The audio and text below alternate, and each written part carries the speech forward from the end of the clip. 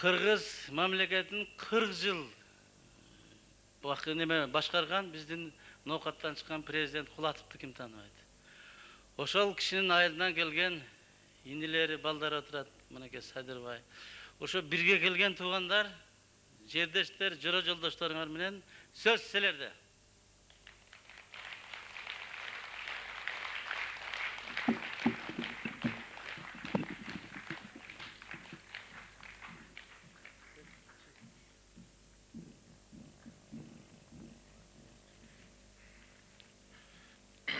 Урматтуу бүгүн кеченин меймандары, урматтуу Кудаш байке. Биз могул Ноокат районунан келген, көп жыл мурун келген. Бишкек шаарында ички иштер министрлигинде иштеп жүргөн балдардын атынан сиздин ырыңызды биз бала кезибизден жакшы көрүп, сыйларыңызды ырдап жүргөн убак болгон. Сары алтаныңызды ырдап, Тамбеки таласында кыздарды алай кубалаганбыз. Жылгычы кызыңызды ырдап, жылгычынын кыздарын даалай жалы артынан кубалап кымызын ичкенбиз. Эми монтип убакыт саат өтүп, сиз монтип 50 жылга келип калыпсыз. Сиздин артыңыздан биз да кубалап бир топко келип калыппыз. Ушу Бишкек шаарда келип, сиздин концертиңиз болот деп угуп аябай сүйүнүп, Кудаш Темиров бар экен. Кудаш байкенин ыллары, Нурланы, Бакытбеги, Сары алтыны, жылгычынын кыздары жана башкалары тирүү экен деп сүйүнүп аябай ыраазы болдук. Эгер уруксат берсеңиздер, сиздер биздин ушу Бишкек шаарында, Ленин районунда иштеп аткан, ички иштер министрлигинин иштеп аткан биздин могул Кудаш байкенин иниси Абиш, андан Россиядан Амир, Жал совхозунан Кулаттын неберелери, мен Садырбек жана Мадамин. Ушу кичине бир тартуубуз бар да, ошону тартылап койгонго уруксат берсеңиздер.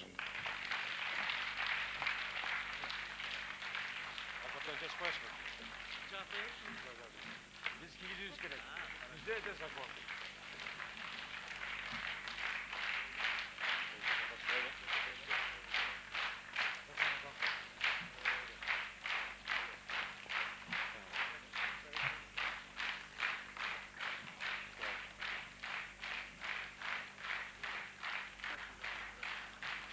Кудай өрген экен, үнүңүз өчпөсүн, дайым ырдап жүрө бериңиз. Биз сизди коштойбуз. Сарпай кулду болсун, Кудай берген. Эм чеченабы, телебел болду. Да келип калар. Кудай берген, аккордеонду асылганга чейин бул жашоодо сенин жашооң кыпындай, мүлк жыйнасаң туткундалдан кутулбай. Бардыгынан артык турат жан дүйнөңдүн жүргүн кутун учурбай дейт. Атар таңдын батар күнү бар сымак, байлык, кубат, толот, кайра тартылат. Өмүр кыска, карз алган буюмдай, урналбай жүрө бербей кылтырап. Бир маза кылып кол чапкылачы. Кудай берген Темиров.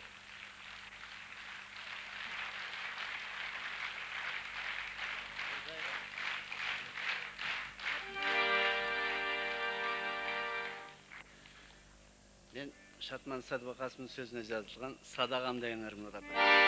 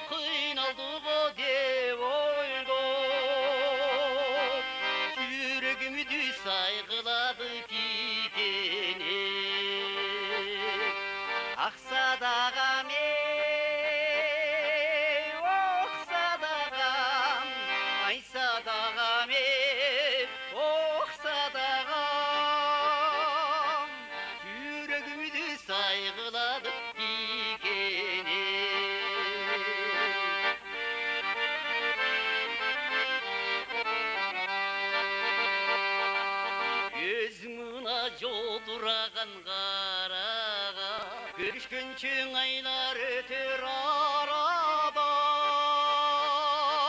Сағынарсың сарғаярмын жол алыс, саламат бол садағам. Ақ садағам оқ садағам, ай садағам оқ садағам. Саламат бол садағам.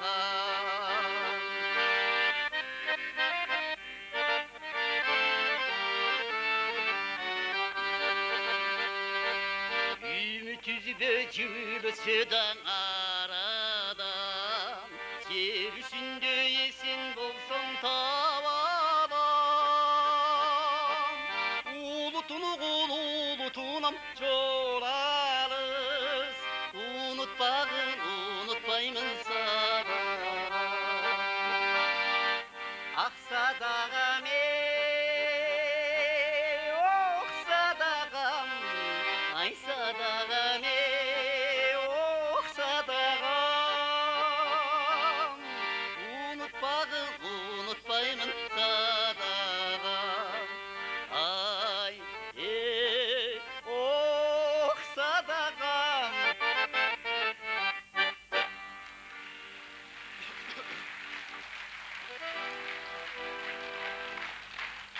Туғандар өзіңіздер білген ырдың атында қиқырып қойыңыздар. Қайсылырдыр да берсін. Эми биздин ноқат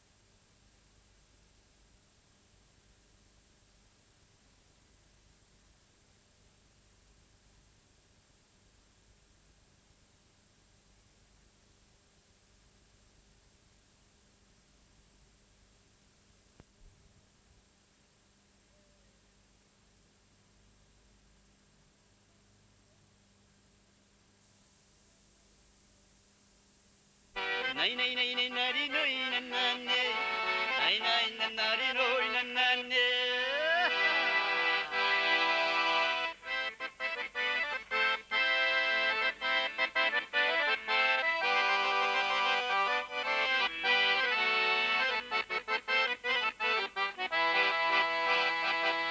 Yüzümde yüzün ölçülüp, yürek gözün çöktürüp, sultana verim hayreli, kıyalım seni öpülüp, ah ah ah.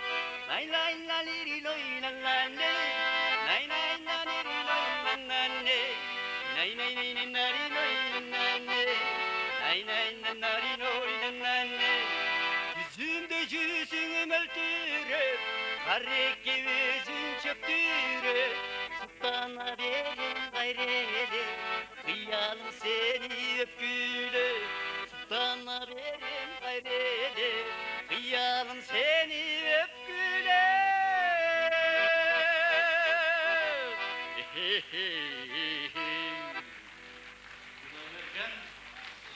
Темиров деген ушундай кыйын жигит. О, мына гүлдөр кетти, гүлдөр. Берген. Азыр гүлдөрдү ала алан, анан кийин ырдайсың.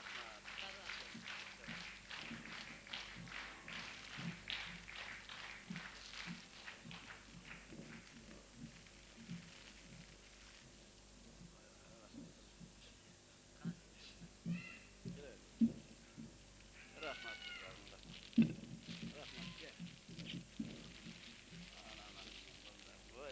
Туғандар билек беріліп отқанда бардық мемлекетте қол шағып тұрады.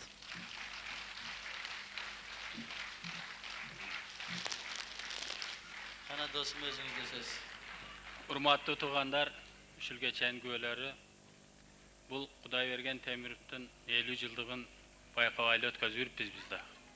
Бир кезекте чыңырып, Ош шаарынын ол бурчунан бул бурчуна Кыргызстандын бир бурчуна чыңырып ырдап жүрүп, кийин тамекинин арасына кирип кеткенби, элдер дагы кийинки жаштар байкабай калган. Билейине жакшы белек кылып, өзүн барын. Бу жигиттин чыккан убакта жанында турган Жолдош Бабыравшан Тургунбаев, Токон Эшбаев, Төгөлбай Казак деген бир поколенияда чыгышкан кыргыздын булбулдары бар эле. Акыркы убакта действительно булар угулбай кетип атат. Көрсө 50-ге чыгып калыптыр. Бу 50-ге илгери чыкканда эми өзүнө кел деп сезген экен. Ошон үчүн Кудай берди, сен эми баякы илгеркилер айткандай 5тен белиң эми чыгып келет атат. Эч качан арман кылбагын. 90 бай, 100 бай, 80 бай дегендер алдыңда дагы. Ошон үчүн ушул досума арнап кичине белегибиз бар эле биздин үй бүлөнүн атынан. Шуну тапшырып коюуга уруксат этиңиздер.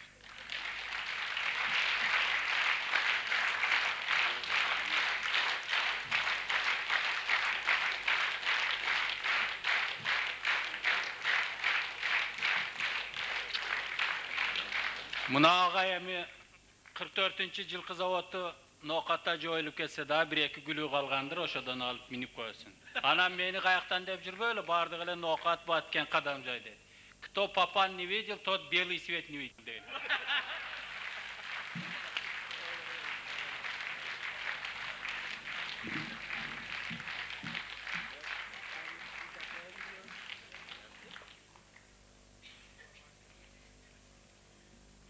Кайгыдан Телмандык Кудайберген Темиров ырдайт.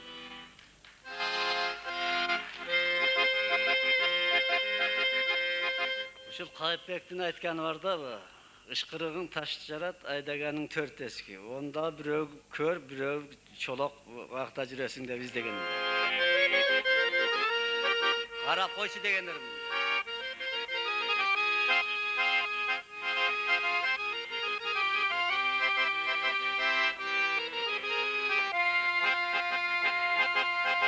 Адырладың, жырга уктадың, караныңдан алыс чыкпадың, кечиримсиз айыпкылгансың, кетеримде неге уздадың?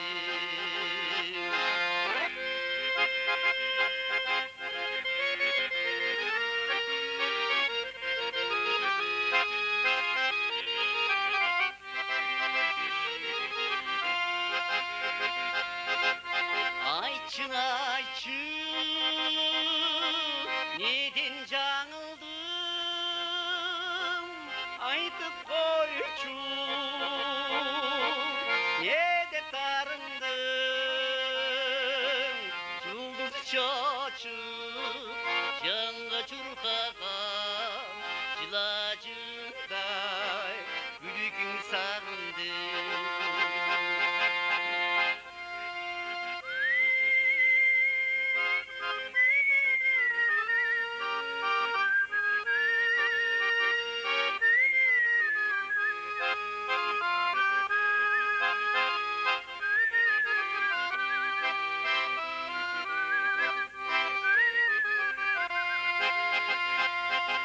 Жаңылаттан баласы жаш өмүрдүн сенсиз канаты күйүп кетти жүрөк кусага билбесең да мага карачы.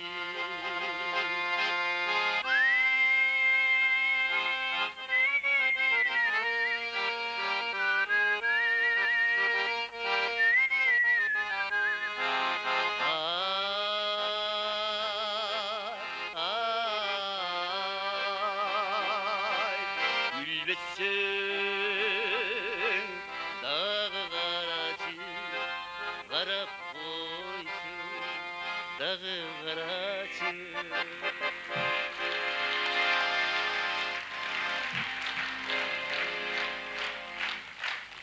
Dem alып ал biraz. Құдай берген теміріп. Бұл емі күшіне келеді ұқсайды бұл. Туғандар улам еле 50 деп айта бербегілі. Бұл баяғы Авиценна айтқан екен. Ойын қырақтық пейілің бар ғой, баяғы 5 жашқа чейінгі. Ошаны ұнытпай, біреу серьезный болады деп кітептен оқып алып, дұңғиып ұнтып жүре бербей, 5 жашқа чейінгі ойын қырақтық пейілің менен 70-ке чейін барсаң, ошонда бірге кіреді екенсің. Бұл азыр әмі ошондай болғанда 7-ге әмі кіріп бізді. Құдай берген Теміриптің 7-ге кіріші менен бір қол жауып тапқа ойлам. Досым әлі жашсың, сен 50 десе ішенбе сен? Есептен адашқандыр мүмкін. Анда емесе сіздердің назарыңызда да жақшынақай жарқырап шығып келатқан, елдің жүрегінен түнек тағып алған овончу Ноқаттың жаллаватынан Еркин Қайымов деген үкам тұрады бияқтан. Қол жаулар мен түші. Қош оларыз.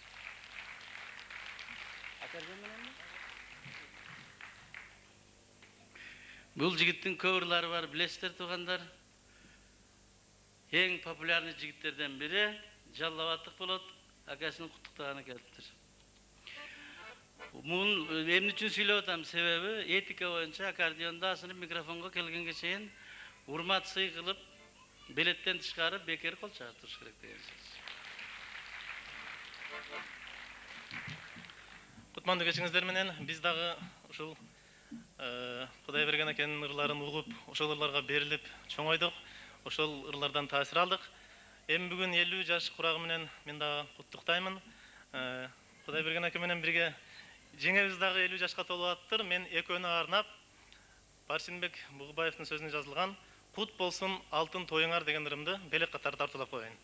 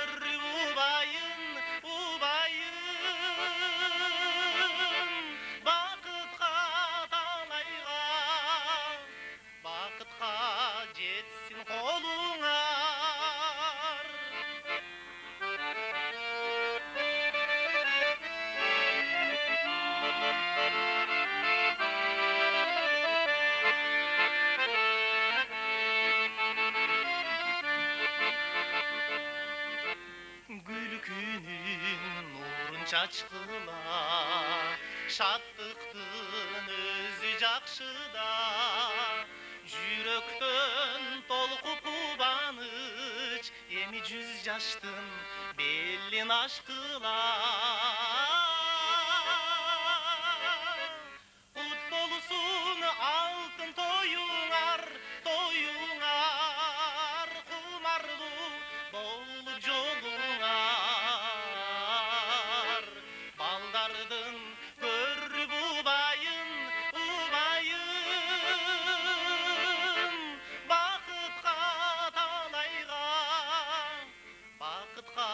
жетсин колуңар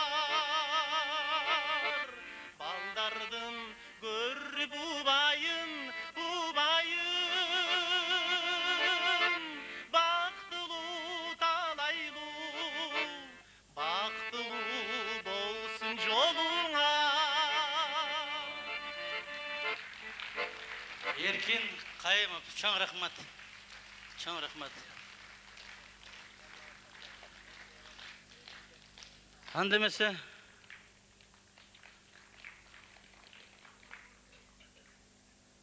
наржаға кирип кеткиче чаап тургула эместекелди. Чоң рахмат. Андемесе азыр сиздердин араңыздарда баягы рух программасын көрүп жүрсөңүздөр керек. Ошол жерде Ырыспай аканы обончуларды дегеле бардыгыны ушул кастарлап, өпөлөп, баласындай кылып телевидениеге алып чыгып, элге көрсөтүп даңазалап жүргөн Ырыспай акамдын досу, эң жакын теңтүшү, ушул биздин улуу адамдардын бири, кыргыз телевидениесинде иштейт, Бокен Боркеев деген жигит келатат. Кол чаап коюңуздар.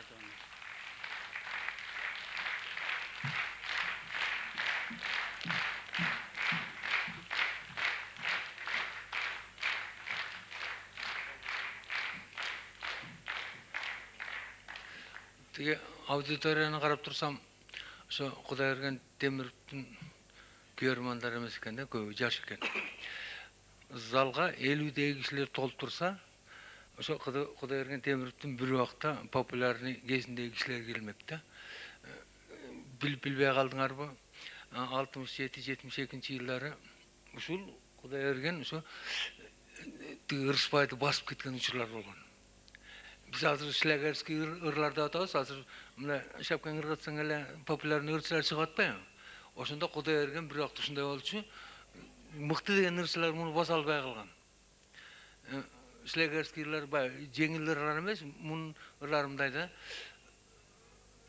Эл тез үйрөнүп кете турган, оонду музыкальный ырлар да, оонду ырлар. Муну көчөдө любой дурак ырдап кетсе боло бере турган ырлардан болчу да. Өзүнчү жөнөкөй, ырларында жөнөкөй, ошон үчүн шалпаңдап жүрүп, ырларын чыгарып коюп, тууп коюп, манан кийин аягында өзү кармай албай калып, манан кийин эмеден тайып кетти.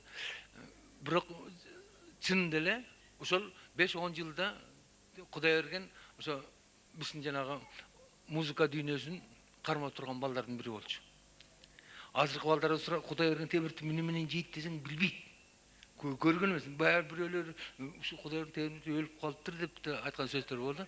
Эми узак жазасын, бирок бул ошондо 10 жыл жасаган нерсени, балким азыр жаш өтүп кетти, анткени баягы Тулпар тушунда дейт, учурунда жасаган нерсени азыр жасай албайт. Анткени азыр заман башка болуп калды. Азыр баягы тиги технический эмелер менен эле уруп атпайбы? Азыр Кудайберген Темировду хорошо ишесилер келипсиңер. Келбей калат деп корктум эле. Чын, анткени булардын заманы өттү, бирок ырлары өлгөн жок. Мисалы, Кудайберген өлсө, мунун ырларын кийинки жаш балдар эме 2-3 муунга өмөтүп алып жүрө берет. Просто мен Кудайберген ушуну айткым келет. Баягы талант да, Кудайберген талант да. Мунун жөнүндө баягы ноокаттык көпчүлүк ноокаттыктар болсо керек. Ошо ноокаттан ушу бир жакшынакай кишини жаратып коюпсуңар. Бул өлсө, кийин аркасында жакшынакай ырлары калат. Силер ошо менен сыймыктансаңар болот. Биз кылымдарды паласага коюп кылымдарды эмесек, ошо Кудайберген ошо ноокат жөнүндө сөз кылганда, муну сөзсүз билбептир. Рахманберди Жапаров деген жигит Москвада окууну бүтүп келип, азыр Арабаев институтунда иштеп атат. Бул дагы акесине жакшынакай сөздөрүн айтып, ырда бермекчи. Андемесе Рахманберди Жапаров сахнада.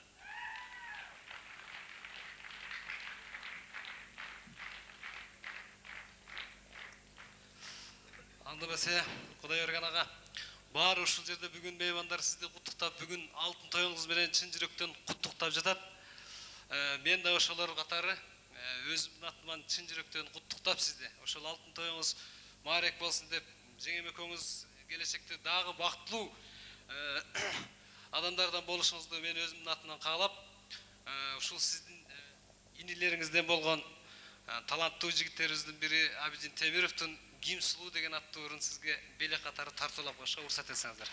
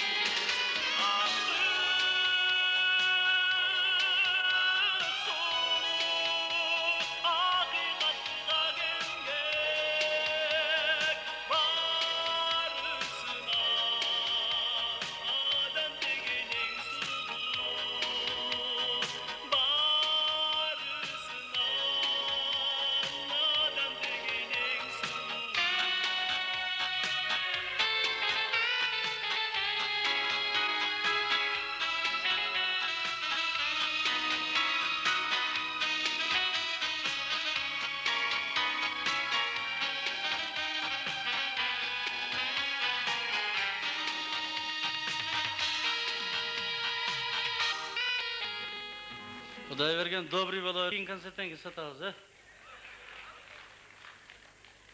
Эми дем алып қалдың, аккордеон табайм. Аккордеон беріп қойғыла. Құдай берген теміріп қайрадан шығады. Туугандар, көрдүңүздөрбү, кандай ырлар бар, кандай жан эргиткен. Чындыгында бардык байлыктан жогору турат.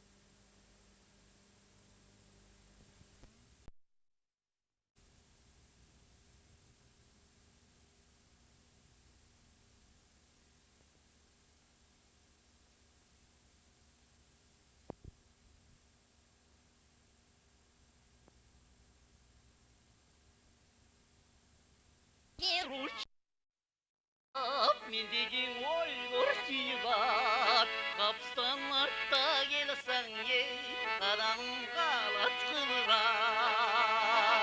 Tralalalale, oy oy oy, tralalalale, oy oy oy, tralalalale.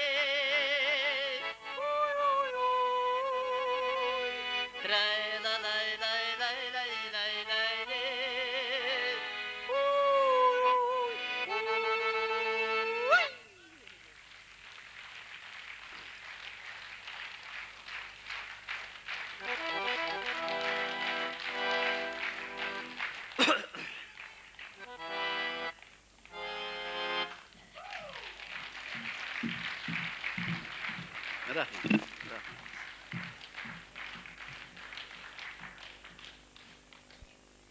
Эми урматтуу туугандар, менен көп чыгармалар көп, бир топторун ырдадым.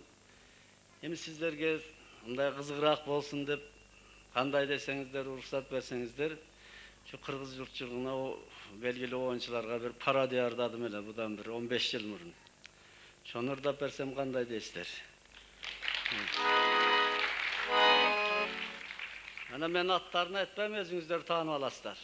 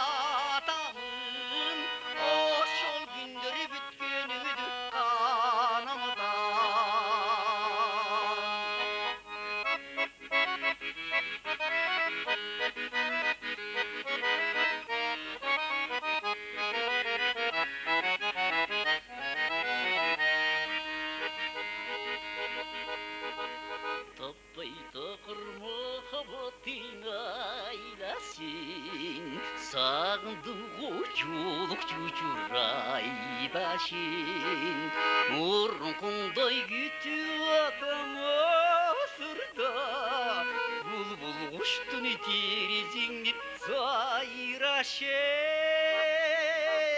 Arvakta joluk çelik bokçondan Ay çilegin nasıl geçip faydasın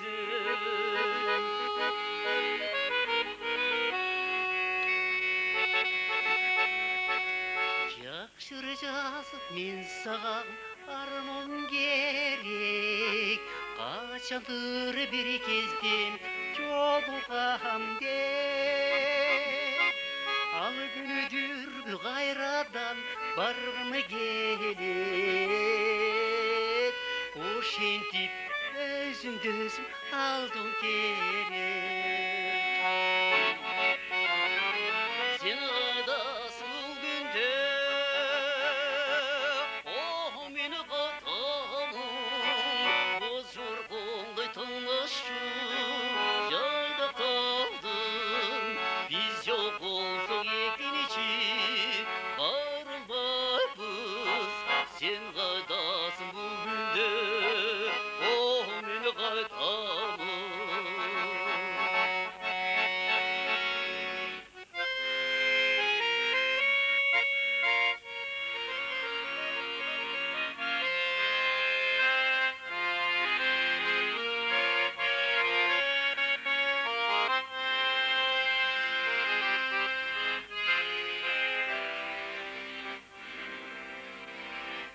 Aydan jehra sağan kabıldım Hariginde bardı jelenine Yüreğimden orun vereyim Hariginde bardı jelen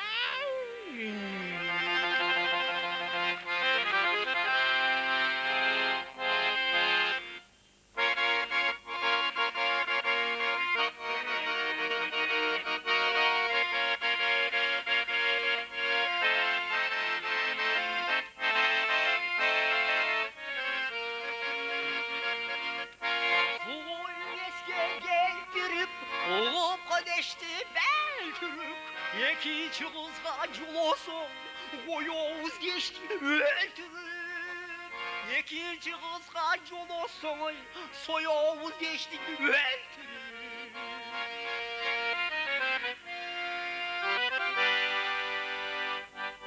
Men жердешим бар менин. Канча биздин жердештер билет.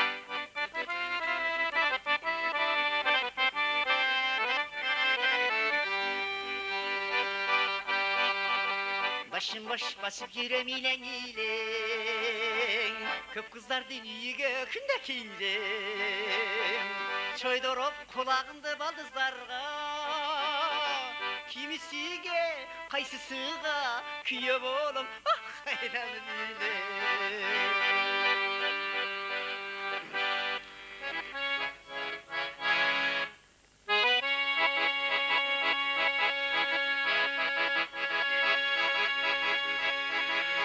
Жаңғыры төкті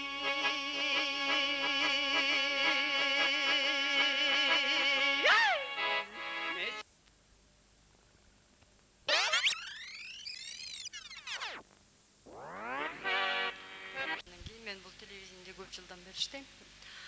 Анан дайыма ырларыңды жакшы көрүп угуп жүрчүм да. Мунун себеби аккан арыктан суу агат дейт. Сен төрөл элегиңде болуш керек, же болбосо төрөлбөгүң. Атаң деген ушундай чыгармачыл киши болчу, Темир атабыз. Ошол киши жаш кезинде ушундай бир жакшынакай кийинип алып, өзү да сулуу киши эле атты минип, куржунду артынып алып, колунда ушундай жакшынакай камчысы, комузу болор эле, ооз комузу, кол жыгач комуздары бар болчу. Ошону куржундарына салып алып, жакшынакай ырдап, айылды кыдырып, ушундай бир өзүнүн чыгармачылыгын, ушундай бир элдерди кубантып, айтып берип, ырдап, ушундай бир сонун маанайды түзүп кетчү эле да. Эми ошол кишинин балдары көрсө, сен Кудай берген Абидин билгендирмен да. Ушундай бир жакшылыкка атаңардын таланты силерге калып, ушинтип эл сүйгөн, элдин сүймөнчүлүгүнө татыган жакшынакай адамдар болдуңар да. Анан эмне Бүгүнкү күн жалпы ноокат журту үчүн, ноокаттыктар үчүн чоң майрам деп айтсам жаңылбаймын. Мен ноокаттын кызымын, Жороева Салима деген боломун. Мени тааныгандар да бар, тааныбагандар да бар.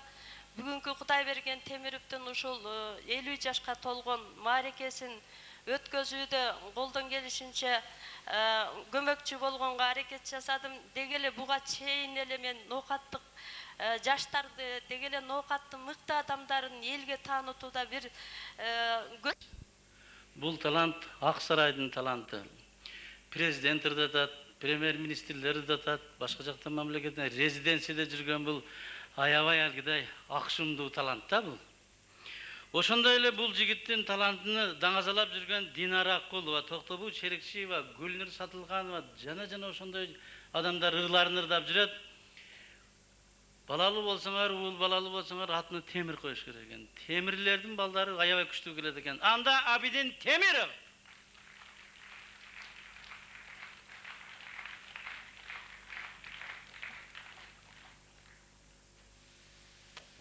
Чоң рахмат. Кутмандуу кечиңиздер, урматтуу туугандар, агалар, эндилер, эжелер, менин жердештерим. Бүгүн ушундай чоң байрам болуп отурат. Биринчиден биздин сахнада абдан толкунданып басып атат. Себеби мен бала кезден 10-11 жашымдан баштап биринчи жолу гастролго ээрчитип, гастрол эмне экенин түшүндүрүп, артист эмне экенин, ыр эмне экенин, музыка эмне экенин, музыка дүйнөсү эмне экенин мен ушундай көзүм ачкан. Атам десем, атамдай мен биринчи окутуучум десем, Чыңгыз Айтматовдун чыгармасында биринчи мугалимдей да, мен өмүрүмдө. Ошол киши. Чоң рахмат. Анан мезгил деген көз ачуучу канча өтүп кетет экен. Мындай бүгүн алып карасам 20 жыл өтүптүр ошондогу. Мен бул жерде бул сөздү айтып аткан себебим мезгил тулпар деген бир жаңы бар эле. Кудаш экем ошол ырын бүгүн сиздердин алдыңыздарга ырдап берсем деп чечтим. Анда обону Кудайберген Темировдуку мезгил тулпар.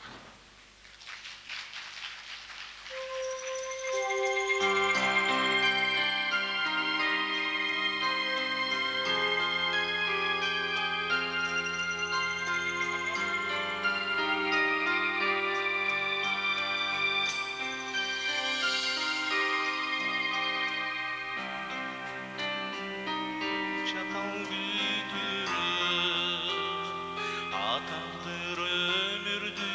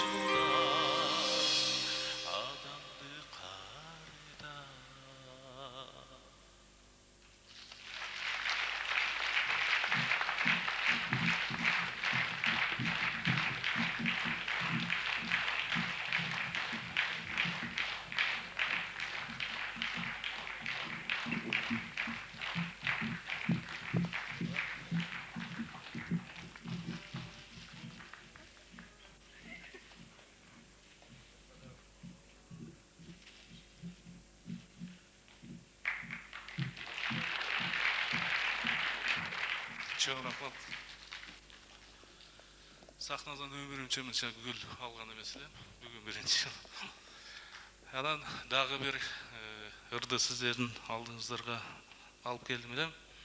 Дагы эле болсо оон жазган Кудайберген Темиров Наристем деген ыр. Ушул жерде отурган наристелерге арналмакчы.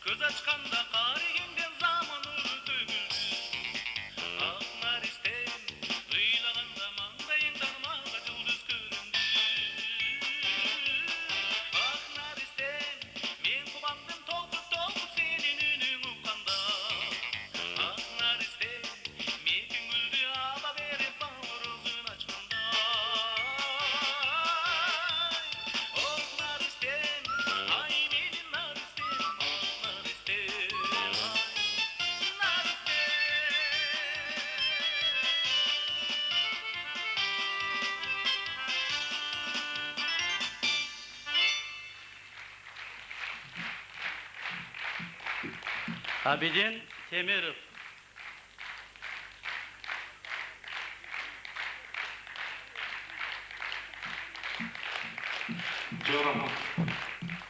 Туғандар, қол чапқанда чындап чапсаңар, электрофорез деген денсаулыққа пайдалы, бая медицина ойлап таппады ошоны. Бардығы чабыш керек. Себебі бір үйді бүтіріш үшін аш арқылады қой, ошонда бардығы бірден кірішпесе, үй бүтпей қалышы мүмкін, қыш-қыш түсіп қалады. Ошон сыңардай Досымдын суроосу боюнча менин дейт Жаныбек Алыкулов деген укам дейт 20 жылдан бери көрө элекмин, ноокатка качан барат эми? Дагы бир чакырып бербейсиң дейт. Жаныбек ушул жерде болсо чыксын. Жаныбек Алыкулов.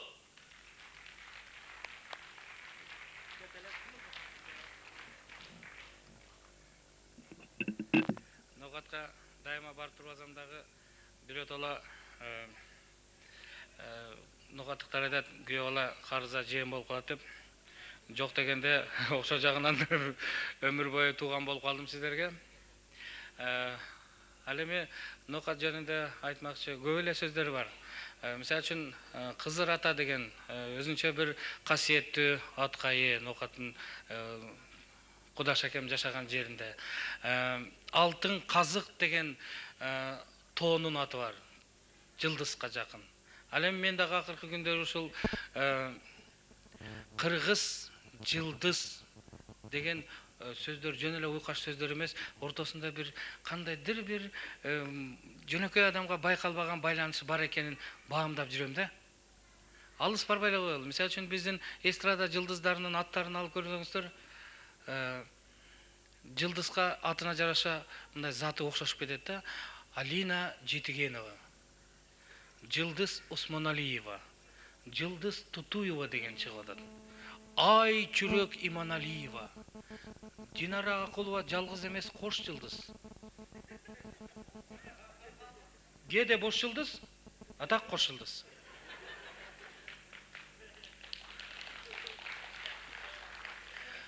Гүлипа Керимбаева, Жылдыз булагы студиясынын продюсери. Биздин жигиттерибиз так азамат, Кудаш акеме окшош мындай жылдызга жакында өзлөрү мындай. Сүйгөнүнө асмандан жылдыз алып берем деп убада бердиби? Алып берет. Алып берет.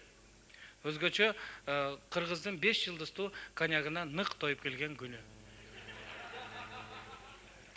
Өзүңдү көрөйүн алкаш.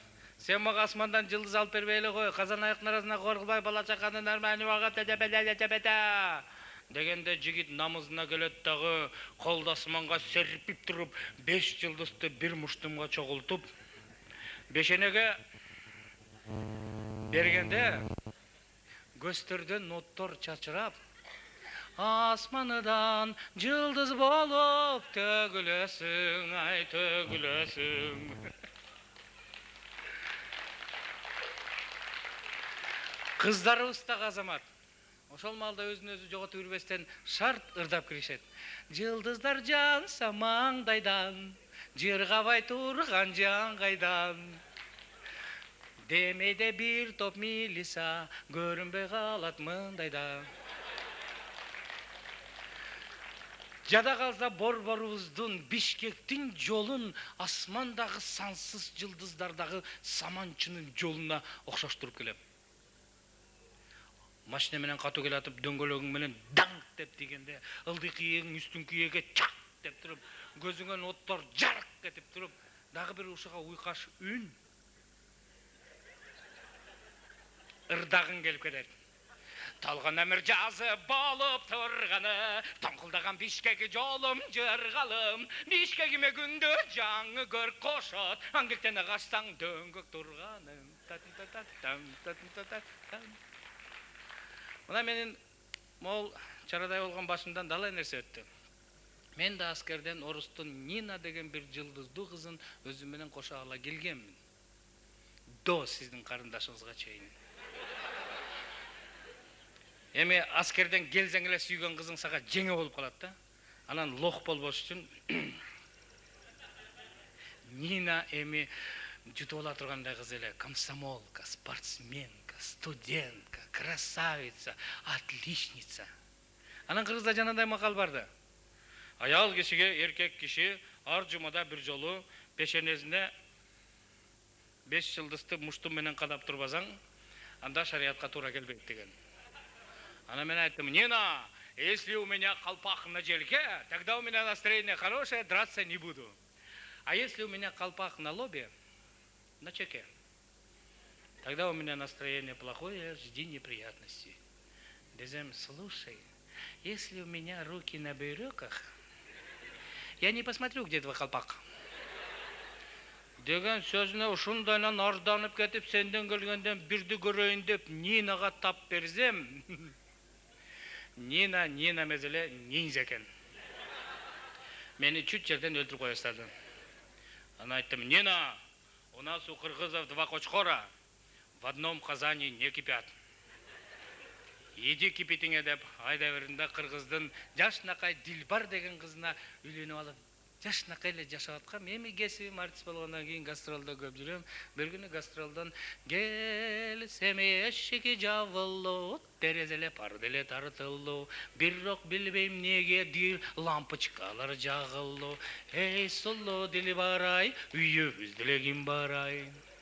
Чертими эшикти, кишиле бардай сезилди. Эгер киши болбосо, эшикти ким бекитти? Эй сулуу Дилбар-ай, үйүбүздө эле ким бар-ай? Келтирип эшикти ачсам эч ким жок. Туалетти карасам эч ким жок, ваннаны карасам эч ким жок, спальныйды карасам эч ким жок, кроваттын астын карасам эч ким жок, балконду карасам эч ким жок. Ой Азамат Дилбар дедим дагы, шкафты ачсам эле. Шкафтын ичинде шкафтай болгон кошунам бар эле. Өзүн неудобный сезип отурган экен. Мен айттым кошуна, антип тартынба, Азаматсың, жогумду жоктотпой, нормальный турган экенсиң. Себеби дегенде кыргызда жакшы макал бар, алыстагы аталаш тууганга караганда жакынкы кошуна артык болот деген. Жайлоого чыгып, айылдык кыздар ырмандуу келет, эч убакта күйөөсүн сатпайт деп туруп, кайын туугандардын бир көңүлүн көтөрөйүнчү деп жайлоого чыкканда ушинтип жакшы бир ырды чыгарып, кенен бир ырдадым. Кең жайлоо, кайнатамдын өскөн жери, кайненемдин киндик кан тамган жери. Кең жайлоо, бажаларым бажакташат, кең жайлоо, тиридилам, кең жайлоо, тиридилам. Балдызымдан айланайын. Десем, балдызымдын күйөөсү бажам кызганчак немеге мени тоодон тоголоткондон бери карата койдон. Кара койдон. Мен азыр лунатик болуп калгам, ошон үчүн алмаштырып атам. Тоголонгондон бери. Анан айтам, мисалы үчүн мен сиздерге аябай ыраазымын, нокаттык туугандар. Деги эле мен кыздарга жакшы эмесмин. Барып бирдеме деп тийишейин десем эле турчу нары бочка дейчи. Анан өмүр бою менин канымды ичүүгө макул болгон карындашыңызга чоң рахмат. Анткени себеби дагы бир нокаттык аксакалдардын бир сөзү бар да, кыңылдап ырдап коюшат. Алыс бекен аралыгы кызыл кыя нокаттын. Кызылган жары болбосо жүзү курсын окаттын.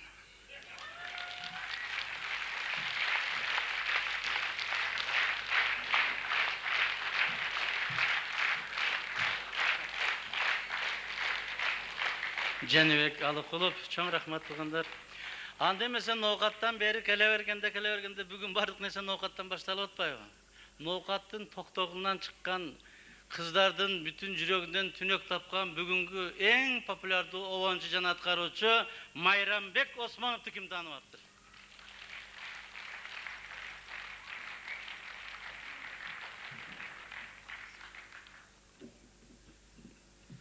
Саламатсыздарбы?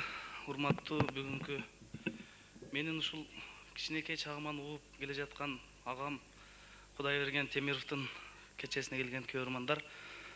Стакрат деген чоң площадта философторго сабак өтүп атса, өзү ушунчалык кыйын элдин оозуна алынган адам болсо дагы, аялы ошончолук жинди болот экен. Анан баа философторго жакшы бир сабак өтүп атса, аялы муну көрөйүн деп чоң табакты алып келет экен дагы, башынан бир жолу уруп берет экен. Уруп берсе баягы площадта отурган философтор эмне кылат болду экен деп эле аңырайып карап калышат, баягы Стакрат унчукпайт. Анан кийин дагы бир 10 мүнөт өткөндөн кийин аялы муну дагы көрөйүн деп башынан ылдый бир чоң чака сууну куюп берсе, дагы унчукпайт дейт. Баягылар туруп карап калышат экен. Карап калып анан эмне кылат болду экен десе, айтатмыш: "Көрдүңөрбү, аял заты деген бул жаратылышка окшош калып келет. Биринчи күн күркүрөп туруп анан жамгыр төгөт" дейтмиш. Айтайын дегеним ушул бүгүнкү менин маңдайымда турган Кудайберген Темиров агамдын жөнөкөйлүүлүгү менин тулку боюмду ээлеп алды десем жаңылышпайм. Бир жакыныраак келип койсоңуз бир сөзүм бар эле сизге айта турган. Мен өзү Кудай берген аттууларды жакшы көрөм. Себеби дегенде мен Кудай берген Кутуев деген досум бар болчу. Ал дагы ошол аз убакыттын ичинде өзүнүн зор талантын көрсөтүп туруп алыска кетип калды. Эми чаткалга кеттиби же ушул жерде эле жүрөбү билбейм. Мен ойлойм ушул Кудай берген аттуулар таланттуу болсо керек, бирок негедир эрте жашынып калат экен. Сиз эми баягы 50 жылдан кийин келип отурасыз. Ал Кудай берген Кутуев дагы мен оюмча 50 жылдыгын өткөрөт го деп күтүп жүрөм. Сизге кааларым ушул алыс жакта айдай жалгыз болбой, жылдыздай көп болуп жүрүңүз. Мезгилдин менменсиген учурдун учкуну болуп жанып жүрө бериңиз. Эми сиздин бул жака келбей калганыңыз, алыстап кеткениңиздин арасында арман бардыр. Ошон үчүн арман деген ырымды сиздин кечегиңизге арнап аткарып коеюн.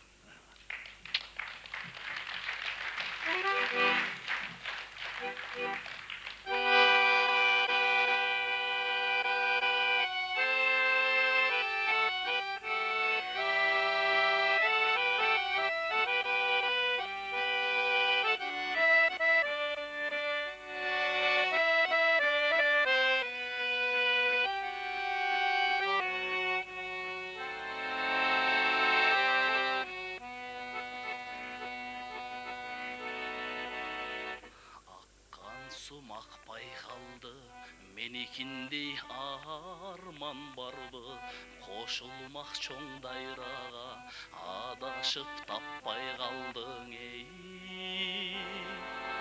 Миңдеген сулуулар бар, жүрөгүм тартпай калды, тарсылдап соккон жүрөк айла жок жашка айланды.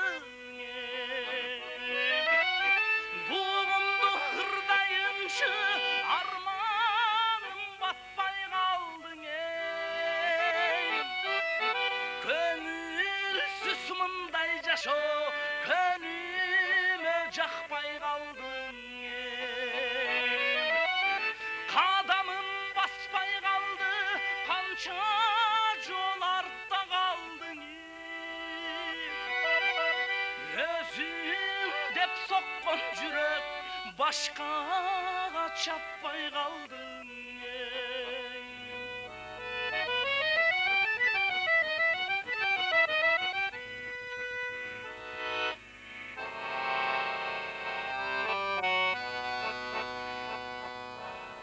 Jazdığım жалгыз kaldı, jaştıkpı mastıktanbı, түз жолдон мүдүрүлдүм, шайтандар азгырганбың эй.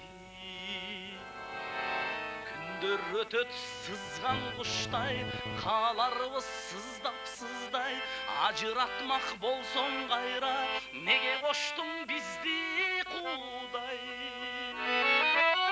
Бугумду кырдайынчы арманым батпай калдың эй.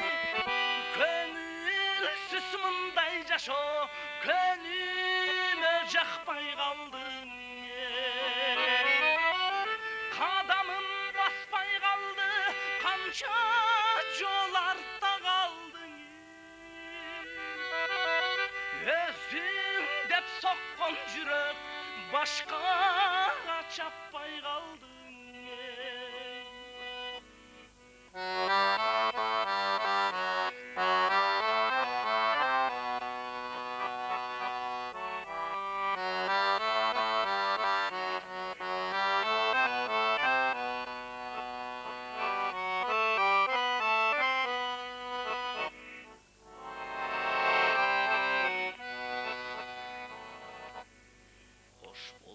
Karlıgaçım, oruba karıbağım, kusalık canga battı, kıynalıp sağınamın ey.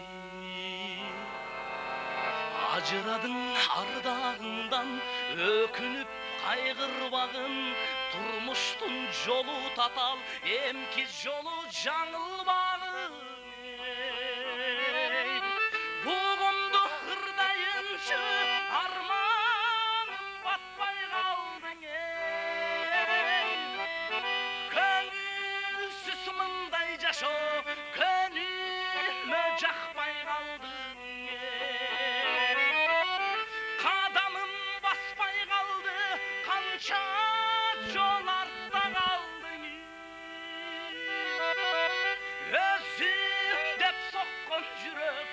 башкага чаппай калдың өзүң деп соккон жүрөк өзүң деп соккон жүрөк башкага чаппай калдың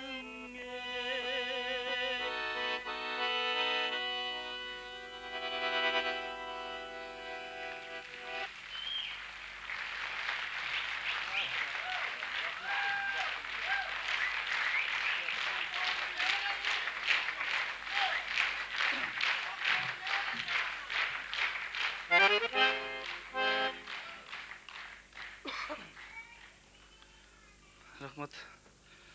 Ата деле ушул баккан баласын жакшы көрөт экен, мен деле ушул азыр кичине Майрамбек деген атымды өчүрбөй турган Бепил болсун түнүңөр деген ырым бар, ошону аткарып берейин.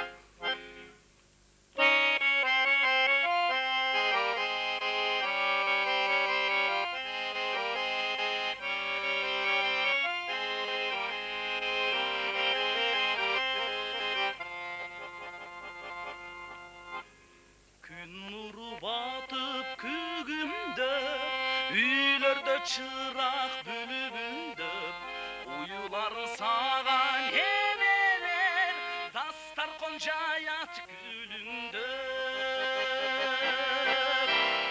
айылды каптап караңгы ай жылдыз элеп аламды тындырып барат түнкү убак түйшүгүн арткан заманды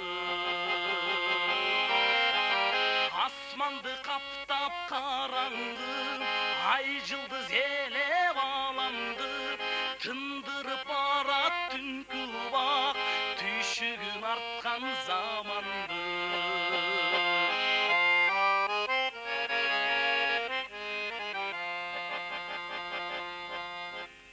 азайып элдин агымы карайып көчө жарыгы уйкуга чөгүп баратат тынчы жок турмуш кайыгы айылды каптап караңгы ай жылдыз элеп аламды тындырып барат түнкү убак түйшүгүн арткан заманды асманды каптап караңгы ай жылдыз элеп аламды тындырып түнкү убак түйшүгүн арткан заманды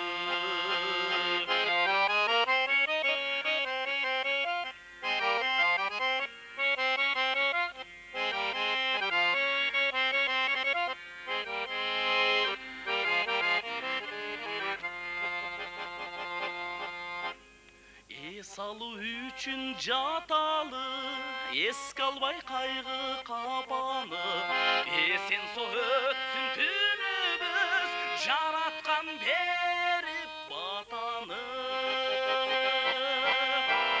караңгы улам коюлап жатууга достор болдубак түнүңөр бейпил болсун деп каалалы биз да кол булгап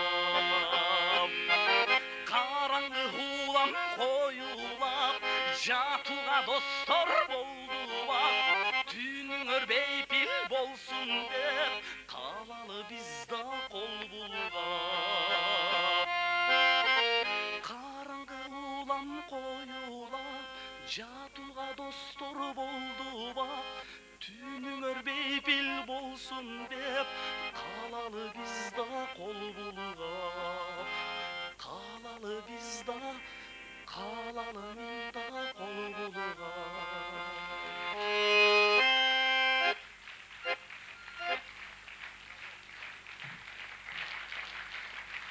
Майрамбек Осмонов азаматым талантың өсө берсин күндө түндө он чыгар анда эмесе туугандар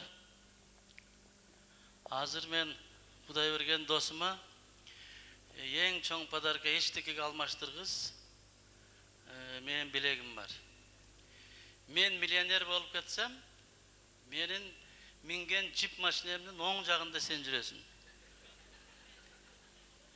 менин койлорум көбөйүп кетип сай-сайларды ыйлеп күтүрөгөн малдарым жүргөн болсо ошонун жакшы семиз жылкы сеники. А койлорду болсо жөн эле чымчыктын мойну жулгандай жулуп союп берем сага. Концерттен кийин 100 грамм ичебиз, ал да сеники. Анан кийин андан да акча менен алмаштыргыз. Менин биринчи чыгарган обаным бар. Күтөмүн сени мен деп өзүм сөзүн жазып алгам. Бүгүнкү күнгө чейин ырчылар сындаган да жок, башка да кылган да жок. Азыр күтөмүн сени мен күттүрбөй келчисен дегенди ушул мен негир деп атам.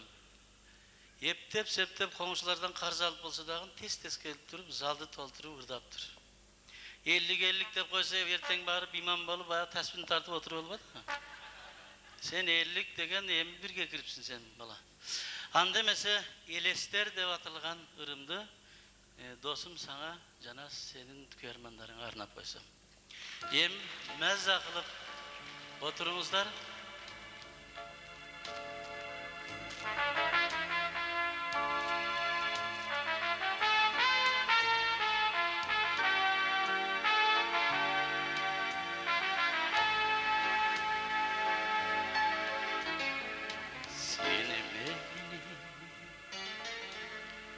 Uzatıp baracaktı Aşk uçurda Hiçbir sırdı kayrağıdı Güdümün senimi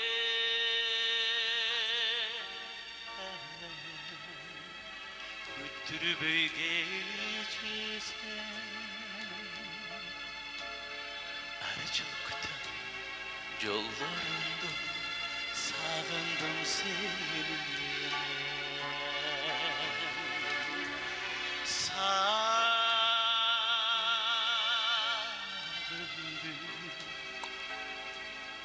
seni Biz yürügün aylı döndür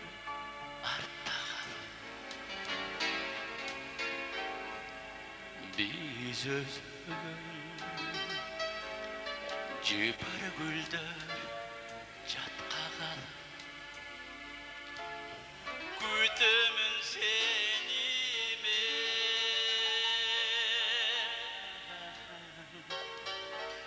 Güttürüp gelçisin Arıcılık gütüm Yollarımda Sağındım seni mi?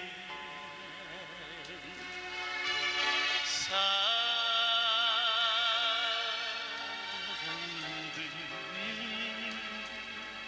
seni mi? Al abidin al.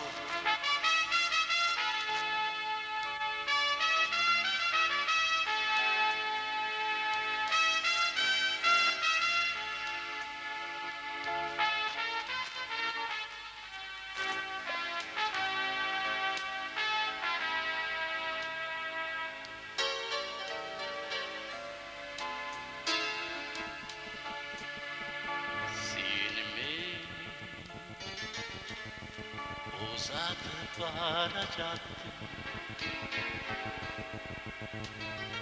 Aşk uçuda Hiçbir sırdı kayramadı Güdümün seni mi?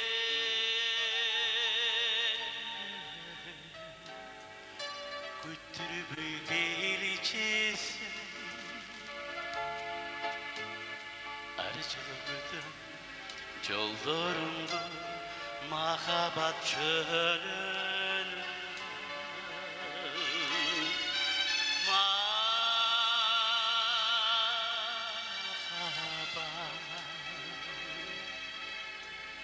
çölünü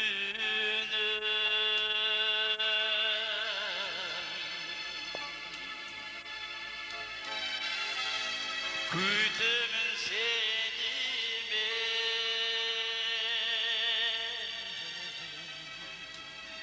Güttürüp gelçisin arıcıbıtım Jollarımdı mahabat çölünün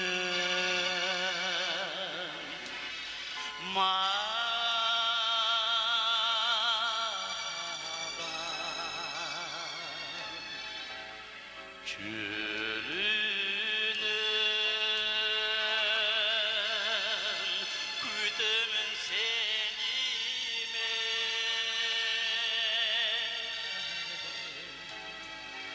Küttürüp gelicisin Arıcılı kütüm Jollarımdı mahabat çölüne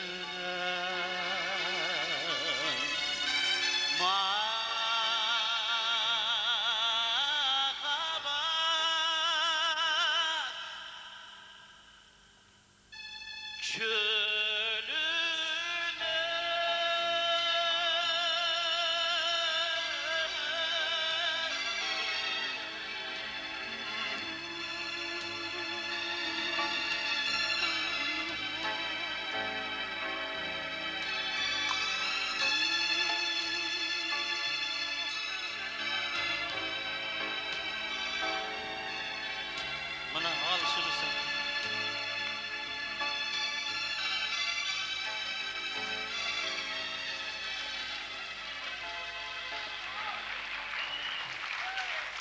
Thank you very much. Çok rahmet. Hande mesela Kayra'dan dostumuz Kudaybergen Temirip'te.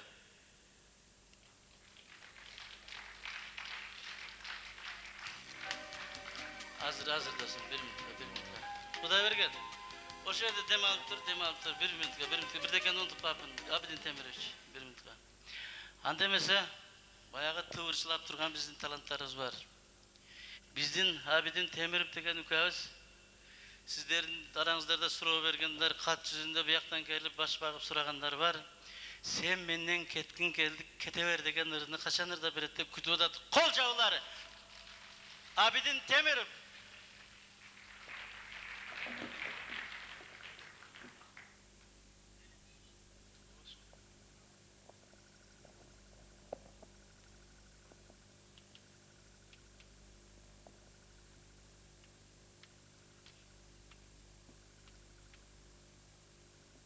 Çok rahmat suraganlarga.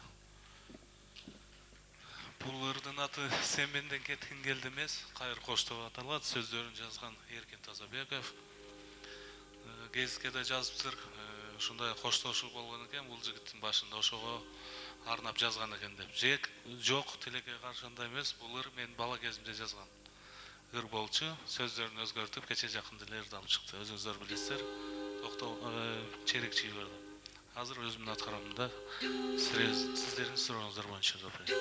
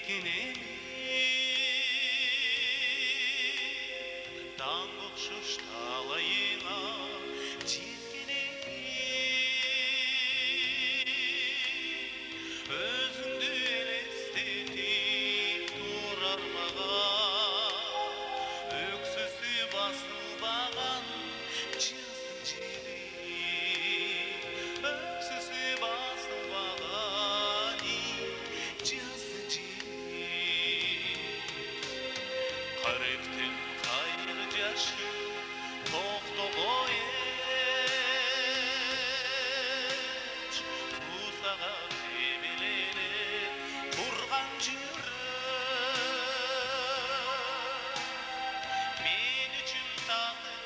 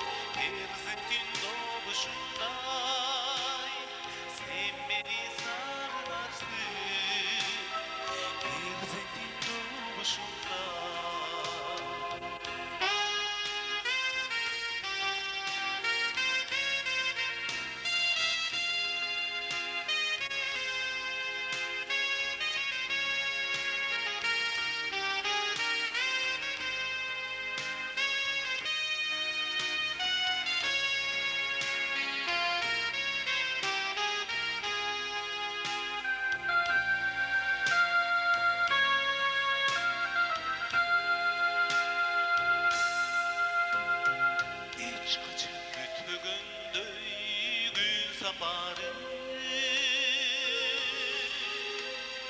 Menin de sağın için bütbeytemi kurbanı bolsun meyli mahabatı sağınıp жүрүп гана жалгыз seni sağınıp жүрүп гана жалгыз seni hayır hoş bakan göz baktı beni ekseterimi beni seninle mi yaşatar şıkır bülbül karda cüzün çalbırakta cüp cumşak erleri çalbırakta cüp cumşak erleri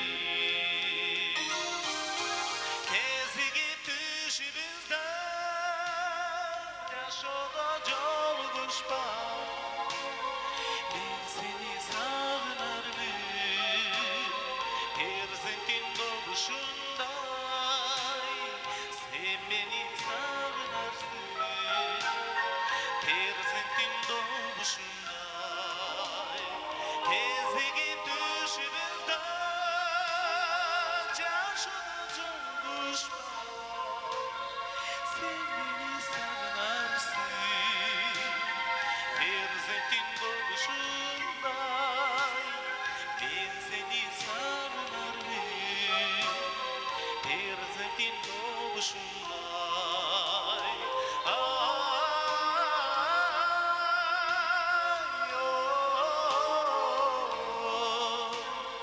ben seni sağınarmın erzentin doğuşunday ben seni sağınarmın erzentin doğuşunday ben seni sağınarmın sen beni sağınarsın.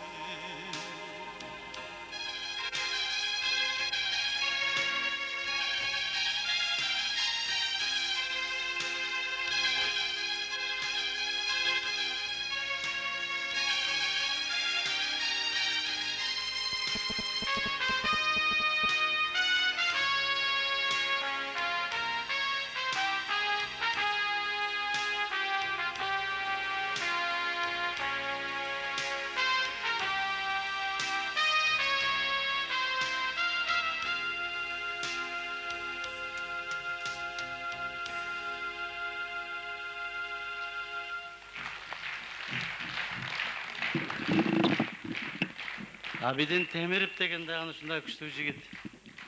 Анда эмесе кайрадан кезек Кудайберген Темирипте.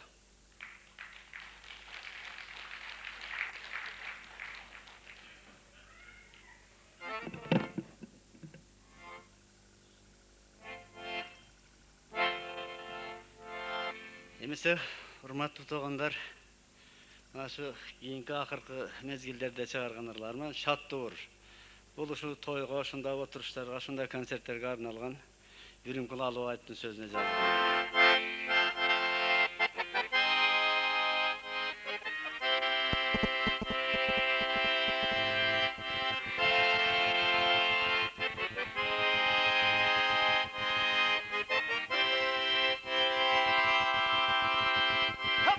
Bayram жергенде, күнлөрү жеңгенде, артыңнан таштайлы актуу тоого келгенде, сунамын барыңа, жашыңа да карыңа, өлсүз жашоо жолур каласың карыңа, сунамын барыңа, жашыңа да карыңа, өлсүз жашоо жолур каласың карыңа, өлсүз саманым, ырдан бакыт табамын, ыргайлансын жер дүйнө, ыргайлансын заманым, өрбөрүнөттү чылбайын, өркесемди сынайын, ушул жерде барыңа, бакыт бийлеп турайын, өрбөрүнөттүн чылбайын, өркесемди сынайын, ушул жерде барыңа, бакыт бийлеп турайын.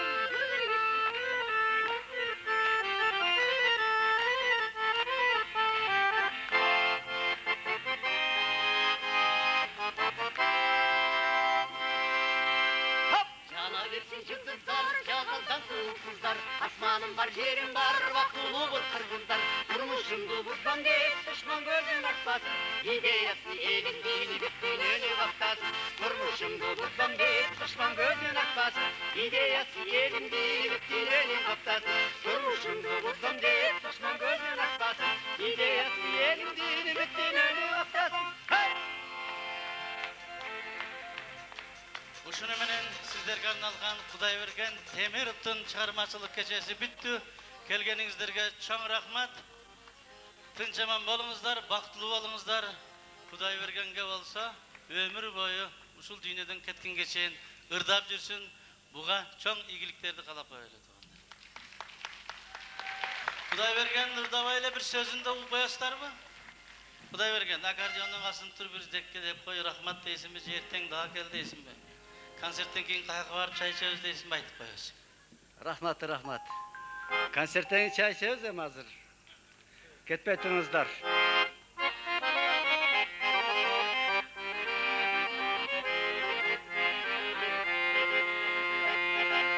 Кыргыз атама баң таза тунуку булап, айланан гүлдү болгон жаз жайылба. Арчалуу жылган дөрдөп араласам, тоо гүлдөрү жымыңдашып, жиберишемин жайкалышып, артыңда ак кар баскан аскан турат.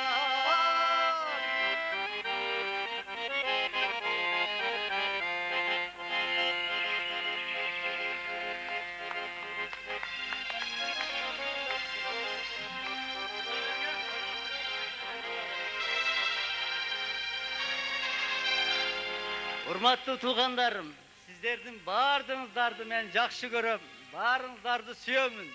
Баардыгыңыздарга бул дүйнөдөгү эң бир жакшы нерселердин баардыгын каалап кетем. Рахмат сиздерге, чоң рахмат.